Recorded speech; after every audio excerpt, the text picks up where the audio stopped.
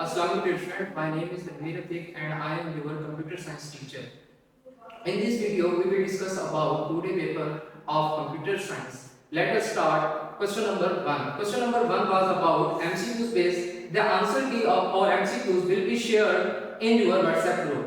Now we will move towards question number 2. The question number 2 was about short question. Number 1 short question. Key step in evaluating information source.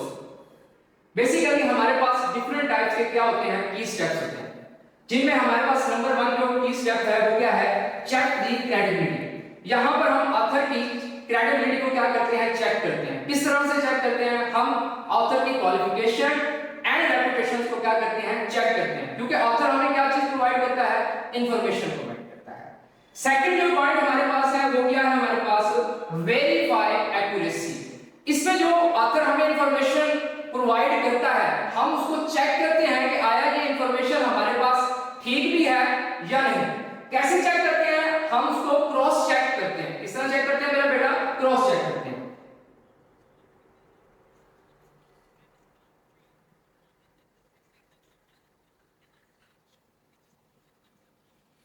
हम क्या करते हैं, facts को check करते हैं और मालूम करते हैं कि जो हमें ऑथर ने इंफॉर्मेशन प्रोवाइड की है वो इंफॉर्मेशन हमारे पास ठीक है या नहीं। एंड थर्ड पॉइंट हमारे पास क्या है, आइडेंटिफाई पर्पस।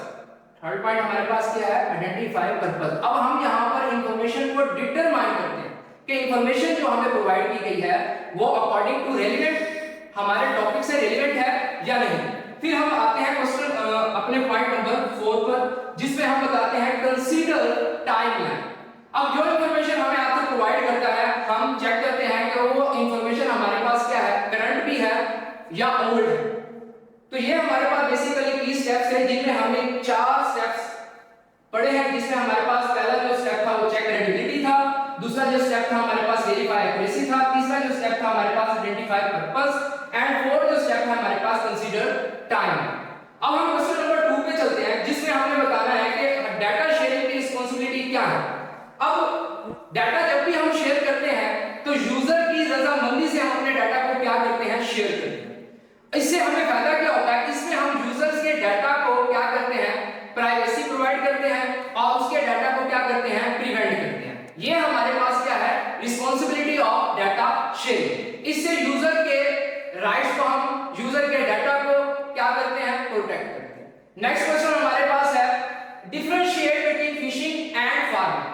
फिशिंग बेसिकली हमारे पास एक स्कैम है जो किसके थ्रू आता है, फेक ईमेल और मैसेजेस के थ्रू। अब इससे होता क्या है, फेक ईमेल और मैसेजेस के थ्रू अक्सर हम करते क्या है, लोग ट्रिक इस्तेमाल करते हैं जिससे हमारा डाटा क्या करते हैं, हमारी पर्सनल इंफॉर्मेशन को क्या कर लेते हैं, चुरा लेते हैं। जैसे पर्सनल इंफॉर्मेशन में हमारे पास बैंक अकाउंट आ जाता है, हमारा डेबिट कार्ड डिटेल आ जाती है, क्रेडिट कार्ड डिटेल आ जाती है। इसमें हमारे पास इंफॉर्मेशन को क्या कर लेते हैं, स्टील कर लेते हैं, मतलब हम चुरा लेते हैं। दूसरी अगर हम बात करें किसी फार्मिंग की, तो ये भी हमारे पास स्कैम है जो आजकल हमारे पास पाकिस्तान में या इंटरनेशनल लेवल में अगर आप देखें तो हम अक्सर फेक वेबसाइट्स का बहुत ज्यादा क्या हो रहे हैं, शिकार हो रहे हैं। हमारे पास कहीं से भी किसी फ्रेंड की तरफ से, किसी ग्रुप की तरफ से हमारे पास फेक वेबसाइट्स का लिंक आता है और जब हम उसको क्लिक करते हैं तो हमें एक फेक वेबसाइट एड्रेस पर ले जाता है, जहां पर हम अनअवेयर होते हैं, हमें मालूम नहीं होता कि ये वेबसाइट का एड्रेस रियल है या फेक है। हम अपनी सारी की सारी पर्सनल इंफॉर्मेशन वहां पर क्या कर देते हैं, शेयर कर देते हैं।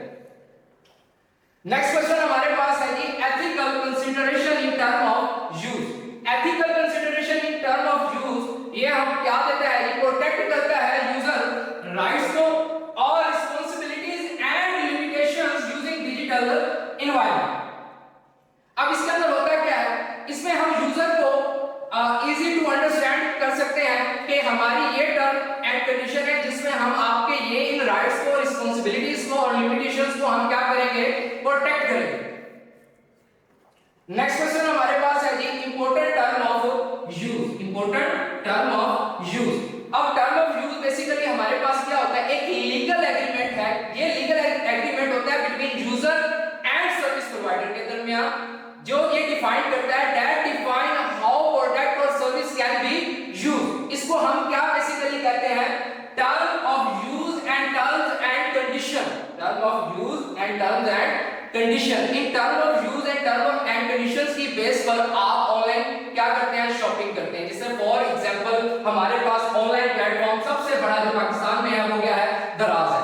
इसमें हम टर्म ऑफ यूज का करते हुए, टर्म ऑफ यूज का इस्तेमाल करते हुए बेसिकली करते क्या है, ऑनलाइन शॉपिंग करते हैं। अच्छा, अब नेक्स्ट क्वेश्चन हमारे पास क्वेश्चन नंबर 6 है, जिसमें हमसे वो पूछता है computing system on economic growth. अब computing system on economic growth में क्या है, बेसिकली हम क्रिएट करते हैं job opportunities and new industries such as IT service, digital marketing and e-commerce. अब आईटी सर्विस क्या चीज है, देखिए जी, जिस तरह आप एक कोई आर्टिकल लिख रहे हैं और आर्टिकल में से अगर आपने प्लेजरिज्म को क्या करना है, रिमूव करना है, तो आप कोई पेड सॉफ्टवेयर क्या करते हैं, परचेज करते हैं। तो ये भी एक किस्म की क्या है हमारे पास, आईटी सर्विस। अगर हम बात करें डिजिटल मार्केटिंग की, आज से जब हमारे पास सोशल मीडिया का दौर नहीं था तो मार्केटिंग किस तरह से हुआ करती थी, डोर टू डोर जाकर लोग अपने प्रोडक्ट्स और कंपनी को डिफाइन किया करते थे। लेकिन डिजिटल मार्केटिंग के थ्रू आप घर बैठ के ही आप क्या कर सकते हैं, अपने बिजनेस को, अपनी कंपनी को क्या कर सकते हैं, प्रमोट कर सकते हैं। नेक्स्ट आपके पास बेसिकली क्या है मेरा बेटा, ई कॉमर्स। ई कॉमर्स हम कहते हैं इलेक्ट्रॉनिक्स कॉमर्स को, जिसमें हम अपनी प्रोडक्ट्स को क्या करते हैं, सेल्स करते हैं। क्या करते हैं मेरा बेटा, सेल करते हैं। नेक्स्ट क्वेश्चन हमारे पास बेटा है क्वेश्चन नंबर 7, जो कि क्या है, spyware. Spyware is a type of malware that secretly monitor user activity और mobile device without his knowledge. Spy basically हम कहते हैं जासूस को। स्पाईवेयर भी हमारे पास एक इस तरह का सॉफ्टवेयर है जो बेसिकली करता क्या है, इंफॉर्मेशन को सीक्रेटली मॉनिटर करता है और उसको चुरा कर ऑर्गेनाइजेशन की तरफ क्या कर देता है, सेंड कर देता है। अब स्पाईवेयर हमारे पास अगर मैं बात करूं तो ये एक किस्म का मैलिशियस सॉफ्टवेयर है और मैलिशियस सॉफ्टवेयर है। नेक्स्ट क्वेश्चन हमारे पास है जी, two threats of data. Basically हमने इससे पहले क्वेश्चन नंबर 3 पढ़ा है, जिसमें हमने फिशिंग एंड फार्मिंग को देखा है। अगर आप चाहते हैं तो आप ये फिशिंग एंड फार्मिंग भी लिख सकते हैं, लेकिन अगर आपने ये नहीं लिखा होगा तो आपके पास बेसिकली और भी थ्रेड्स हैं, स्पैम है, वायरसेस है, कुकीज है, ये भी आपके पास क्या है, थ्रेड्स हैं। अब स्पैम क्या होता है, स्पैम हमारे पास अनवांटेड और इररिलेवेंट टाइप्स का क्या होता है, मैसेज होता है जो send by email, phone and social media accounts. उसके बाद वायरसेस क्या है, वायरसेस हमारे पास एक ऐसे सॉफ्टवेयर है जो हमारे कंप्यूटर को क्या और नेटवर्क को, डिवाइसेस को क्या पहुंचाते हैं, नुकसान पहुंचाते हैं। फिशिंग एंड फार्मिंग की मैं ऑलरेडी आपको बता चुका हूं कि फिशिंग फेक ईमेल और मैसेज के थ्रू स्कैम किया जाता है और फार्मिंग हम किसके थ्रू करते हैं जी, फेक वेबसाइट्स के थ्रू। नेक्स्ट क्वेश्चन हमारे पास क्या है जी, असेसिबिलिटीज। असेसिबिलिटीज का मतलब है कि अगर आपके पास डिजिटल कंटेंट है, डिजिटल कंटेंट है, वो यूजेबल होगा for everyone including people with disabilities. मसलन मिसाल के तौर पर डिसेबिलिटीज का मतलब यहां पर ये आता है, डिसेबिलिटीज का मतलब यहां पर ये आता है कि आपका जो आर्टिकल है उसका फॉन्ट जो होगा वो लार्ज हो, उसका स्टाइल क्या हो, सिंपल हो, easy to understand. Next question हमारे पास यहां पर है, क्रिएट स्ट्रॉन्ग पासवर्ड। रीजन क्या है स्ट्रॉन्ग पासवर्ड की, तो मेन रीजन तो हमारे पास जो स्ट्रॉन्ग पासवर्ड की है वो ये है बेसिकली कि हमें डिफिकल्ट होता है हार्ड टू गेस। आजकल हमारे पास देखें ना, नॉर्मल पासवर्ड वो 1 से 1 तक लगा लेते हैं, 9 से रिवर्स 0 तक लगा लेते हैं, तो ये कोई स्ट्रॉन्ग पासवर्ड नहीं होते। स्ट्रॉन्ग पासवर्ड के अंदर बेसिकली डिजिट्स का होना जरूरी है, अल्फाबेट्स का होना जरूरी है और स्पेशल कैरेक्टर का होना। और स्ट्रॉन्ग पासवर्ड की मदद से आप क्या करते हैं, अपने यूजर अकाउंट को क्या करते हैं, प्रोटेक्ट करते हैं and sensitive data from unauthorised access, उससे भी अपने अनऑथराइज्ड एक्सेस से भी अपने डाटा को क्या करते हैं, प्रोटेक्ट करते हैं। सो नेक्स्ट क्वेश्चन हमारे पास क्या है जी, digital citizenship. Digital citizenship refer to the responsible, respectful and ethical use of digital technology and internet.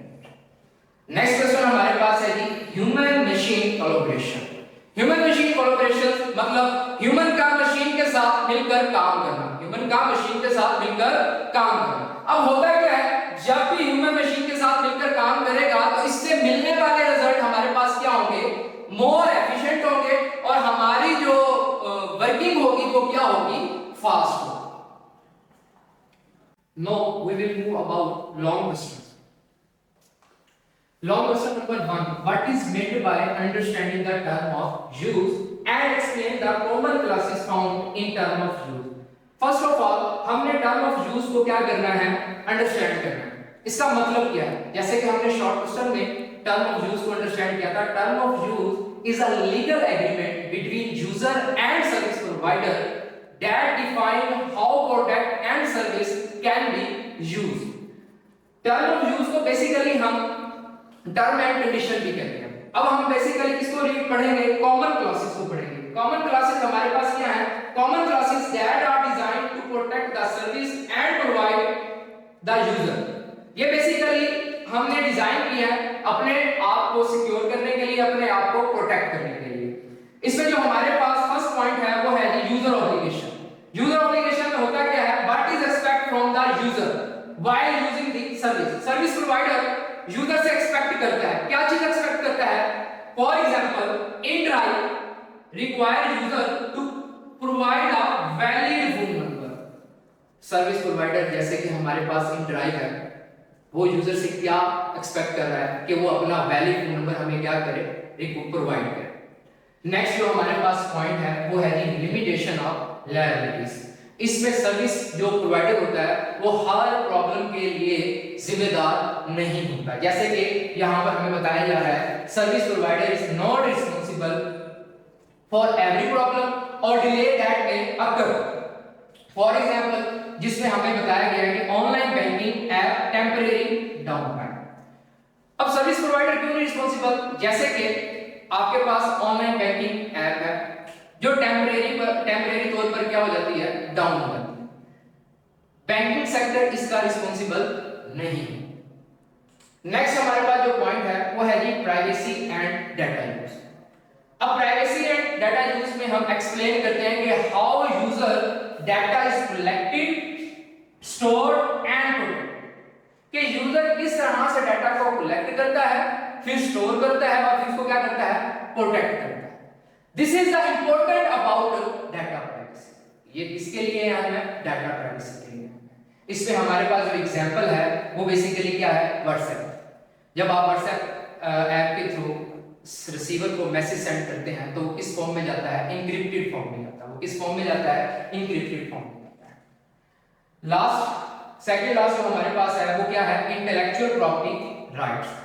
Intellectual property rights क्या है? ये प्रोटेक्ट करता है provide the content such as logo, article और सॉफ्टवेयर जिसे हम नॉट अलाउड टू कॉपी और distribute this material without permission. ये हमें परमिशन नहीं देता कि हम आर्टिकल या सॉफ्टवेयर की क्या करें? कॉपीज बनाएं और उनको क्या कर दें? डिस्ट्रीब्यूट करें. हमारे पास कॉमन क्लासेस का जो लास्ट पॉइंट है वो है टर्मिनेट ऑफ सर्विस. जब भी यूजर सर्विस प्रोवाइडर के टर्म ऑफ यूज को क्या करेगा? वायलेट करेगा तो सर्विसेज या ऑर्गेनाइजेशन या उस कंपनी जिसके साथ आपके एग्रीमेंट हैं वो आपको क्या कर देंगे? बैन कर देंगे. आपका अकाउंट क्या कर देंगे? रिमूव कर देंगे. फॉर एग्जांपल जैसे कि आपके पास फेसबुक अकाउंट है. अगर आप फेसबुक अकाउंट पे के जरिए कोई वायलेशन करते हैं जैसे कि फेक न्यूज वगैरह की या कोई हिस्टोरिकल गलत अगर आपको मैं कहूं कि आप मिसयूज करते हैं किसी भी डाटा का तो वो फेसबुक अकाउंट आपको क्या कर देगा? बैन कर देगा. आपको क्या कर देगा बच्चों? बैन. सो ये था हमारे पास क्वेश्चन नंबर 1 जिसमें हमने टर्म ऑफ यूज को देखा, फिर हमने किसको देखा? कॉमन क्लासेस को देखा. अब हमारे पास जो क्वेश्चन नंबर 2 है उसमें हमने सिक्योरिटी थ्रेट्स प्रिवेंशन टेक्निक को पढ़ा. Basically security threats prevention technique है क्या? ये एक ऐसी टेक्निक है जिससे हम आने वाले सिक्योरिटी थ्रेट से अपने आप को क्या करते हैं? प्रोटेक्ट करते हैं. ये बेसिकली हमारे पास टूल्स एंड सॉफ्टवेयर होते हैं जिनकी मदद से हम अपने आप को क्या करते हैं? प्रोटेक्ट करते हैं. जैसे कि हमारे पास फर्स्ट पॉइंट जो है वो क्या है? Spam filters. अब स्पैम फिल्टर क्या है? एक टूल है जो ऑटोमेटिकली क्या करता है? डिटेक्ट करता है spam emails, messages and phone calls और उनको क्या कर देता है? रिमूव कर देता है.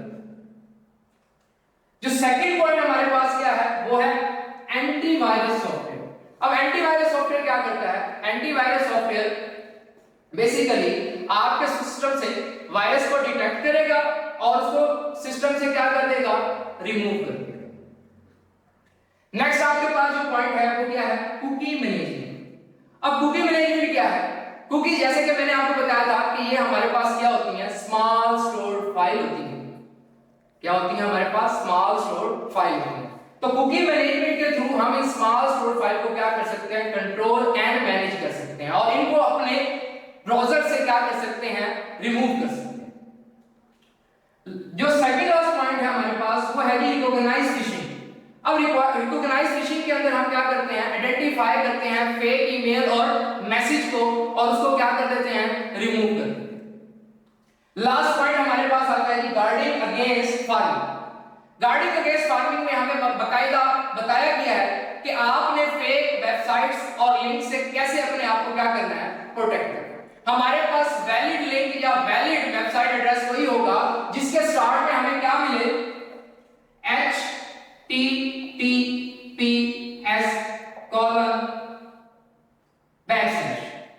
जिस लिंक के स्टार्ट में अगर हमें हाइपरटेक्स्ट ट्रांसफर प्रोटोकॉल सिक्योर का हमें ये मिले तो वो हमारे पास लिंक या वेबसाइट एड्रेस क्या होगा, वैलिड होगा, वो फेक नहीं होगा। तो ये हमारा था क्वेश्चन नंबर 2। आपने इस तरह से इसको अटेम्प्ट करना था। सबसे पहले सिक्योरिटी थ्रेट प्रिवेंशन के बारे में बताना था, फिर वन बाय वन करके इनको क्या करना था, डिस्कस करना था। Thank you.